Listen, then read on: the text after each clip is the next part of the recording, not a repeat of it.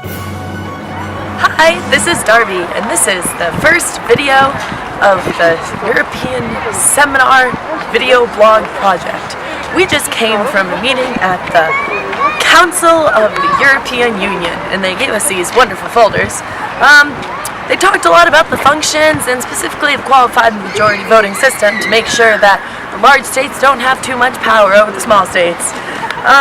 One thing that I thought was really interesting that they pointed out was talked about how the Commission puts the decision on the table, and then the Council and the European Parliament then vote on that legislation. But the important part for the legislative procedure was that the Commission can also withdraw this legislation, and that's very important to the legislative procedure because that gives them a big nullifying mark. So just something to keep in mind. Thanks from Brussels.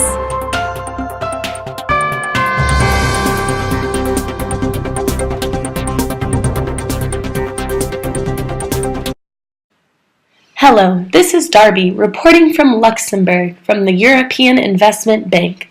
The European Investment Bank is the EU's lending institution. It was established under the Treaty of Rome. The European Investment Bank brings cohesion to the EU member states through financing, where the member states are the main shareholders. The member states set policy goals and oversee the two main decision-making bodies. The two main decision-making bodies are the Board of Governors and the Board of Directors. Hi, and welcome to this segment of the European Union News Channel.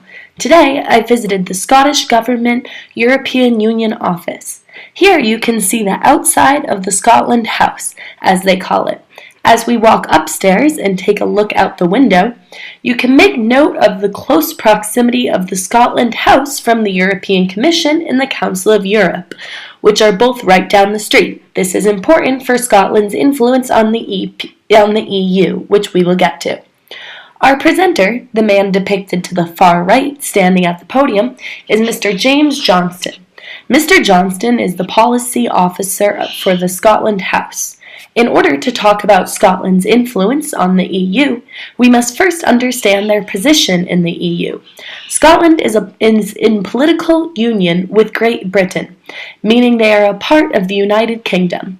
Although Scotland's legal system remains separate from the other regions in the UK, including England, Wales, and Northern Ireland, Scotland is a part of the UK government, meaning David Cameron is their Prime Minister. In the 2011 general election of Scotland, the Scottish National Party won majority. They supported Scottish independence. Finally, by September of 2014, a referendum was held to decide whether or not Scotland should become independent from the United Kingdom. This referendum was rejected with a majority vote of 55% to 45%. With an 85% voter turnout. As the referendum did not pass, Scotland is still in political union with the UK. This leaves Scottish influence on the EU in a sticky situation. A salient discussion here is the argument over the rise of the devolved states.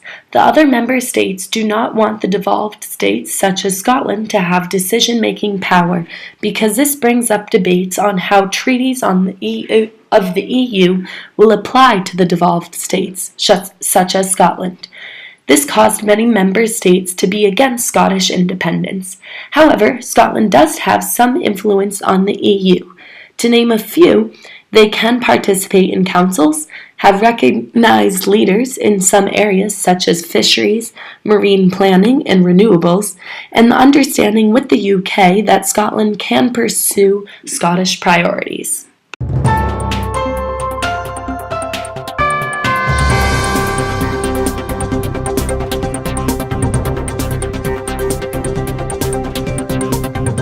Hi, this is Darby again, reporting from Brussels, Belgium, at the European Commission. Today, we heard from two policy officers from the Migration and Home Affairs branch of the European Commission. This was Ms. Angeliska Sternik, focusing on irregular migration and return policy, where we talked a lot about the policy side of things, and we heard from Mr. Juan Luis Ballesteros, who is a policy officer focusing on legal migration and integration, where we talked more about the legal side of things. Focusing on 4 types of immigration flows was the intra-migration, which is just typical EU freedom of movement within the EU member states, legal migration, which is valid entrance into the EU, irregular migration, which is not valid immigration, and asylum and resettlement, known as recognized refugees, normally stemming from Jordan and Syria. Ms. Sternak talked a lot about irregular migration into the EU, a problem that I did not realize was such an issue for the EU. It is the job of the Commission to come up with directive sanctions and measures against employers of illegally staying in third country nationals. Basically, what this means is the Commission comes up with different sanctions to punish and try to overcome the issue of illegal migration into the EU. Some examples of this include the Facilitators Package, which is a directive defining the facilitation of unauthorized entrance, transit, and residence, basically the people who smuggle others into the EU illegally. But because this is a transnational crime, the Commission can only punish within the European Union, which makes it very difficult to punish because it cannot step on bounds outside of the European Union. Not only looking at the border, but this Facilitators Package is trying to go further than that and punish the transnational impacts.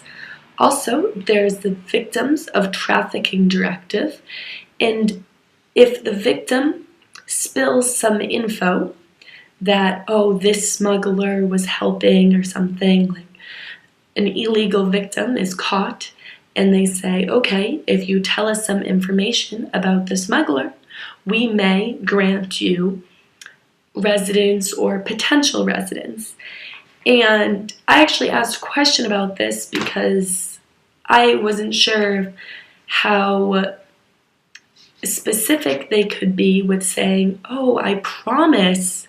How truthful is that promise if you spill information?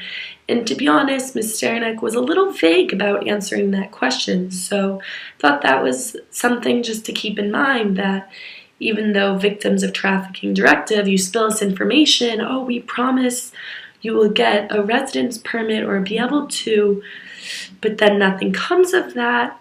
I don't know, that can be up for debate. Then there's also the Return Directive, and if an asylum seeker claims to be an asylum seeker but isn't, they have to get sent back and are punished for that.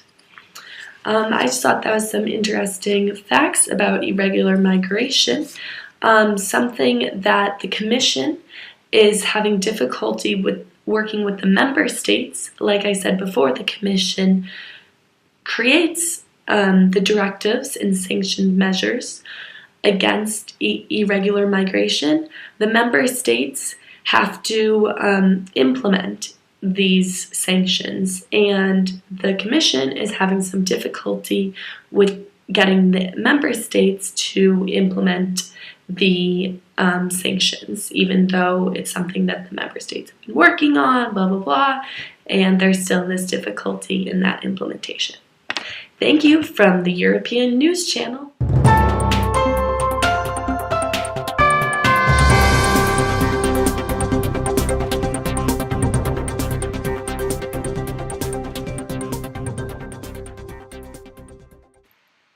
Hello again, it's Darby from the European News Channel.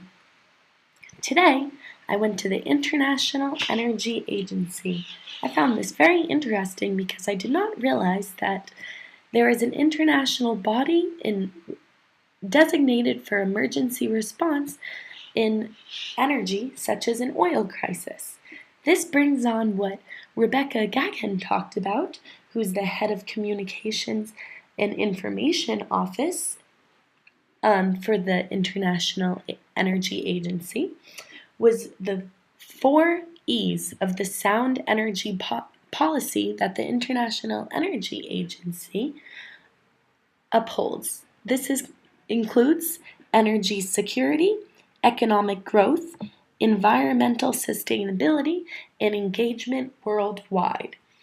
Something I found very important about the IEA's goals was the emergency response, specifically to oil crises. This started in the pre-Gulf War and was further executed post-Hurricane Katrina, where collective action was needed.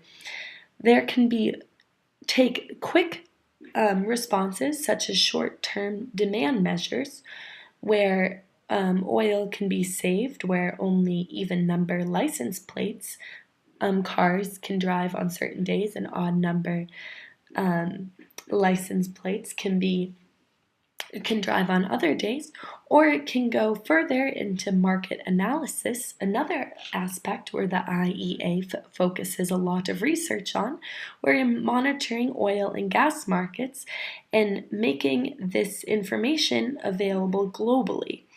So countries can see oil price trends based on investment cycles. Thus, they're able to anticipate investment cycles so governments can work to ensure investment. Hello, we would like to conclude tonight's segment of the European News Channel with a quick summary of what we've talked about on the EU institutions. We started off talking about the Council of Europe and their legislative procedure, specifically the questions about the nullification process and which branch has the most power. Then we moved on to the European Investment Bank, and it's the European Investment Bank that brings cohesion to the member states through finances and is also the leading lending institution for the EU.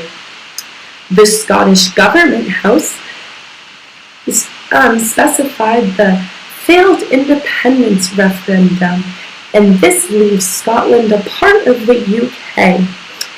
There's blurred lines of Scottish influence within the EU, and a large debate over what the rise of the devolved powered states hold, and how this influences the decisions on how the treaty should affect these devolved states. Next, we moved on to the European Commission, where we talked about issues with irregular migration into the EU and how the Commission is working on solving those problems. Finally, we talked about the International Energy Agency, where we visited Paris, France, and learned about the developing energy crisis plans and working towards sustainable energy and even towards energy sharing. I hope you enjoyed tonight's segment. Don't forget to come back tomorrow to watch the European Union News Channel to learn about the European Union relations with Russia, Asia, and the Americas. You've been watching Darby Gould reporting for the European Union News Channel. Thank you for watching and have a great night.